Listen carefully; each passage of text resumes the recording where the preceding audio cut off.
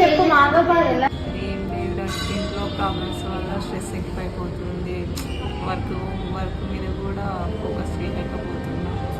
అసలుకి ఎవరికి ఏం చెప్పాలో కూడా అర్థం అవ్వట్లేదు. అరే మేము ఫ్రెండ్స్ ఉన్నాం కదరా, అయినా నీకెందుకురా స్ట్రెస్? ఇంట్లో ప్రాబ్లమ్స్ ఎక్కువ అయిపోయినాయి. అసలుకి చెప్తున్నా వదిలేరా. అరే దానికి ఎందుకురా నువ్వు ఫీల్ అయ్యేది? ముగ్గురు ఉన్నాం, ప్రాబ్లమ్స్ వస్తూనే ఉంటాయిరా, అంతేగాని ఇట్లా ఒక్కదాన్ని కూర్చొని ఎందుకు ఏడుస్తుంటాం? మేము ఉన్నాం కదా, ఏదన్నా ఉంటే మనీ ప్రాబ్లం కానీ ఏదైనా చూసుకున్నాం. మేము ఉన్నాం రా. షేర్ తీసుకోరా మాతో, మేము ఉంటాం, నీకు ఎప్పుడు సపోర్ట్ చేస్తాం, హెల్ప్ చేస్తాము. ఎందుకురా నీలో నువ్వే సఫర్ అవుతావు? అంతేగా నాకు తిండి మీద అట్లా చూపిస్తాను. ఫ్రెండ్స్ ఉన్నారని ప్రాబ్లమ్స్ సార్ట్ అవుట్ చేయడానికి మీకు తోడుగా రా. మేము ఇంకా దీనికి రాండి, నువ్వు ఏదైనా మాత్రం షేర్ చేసుకో. మేము ఉన్నాం కదా, ఏదైనా మేము హ్యాండిల్ చేస్తాం. Thank you. ఏం కాదురా.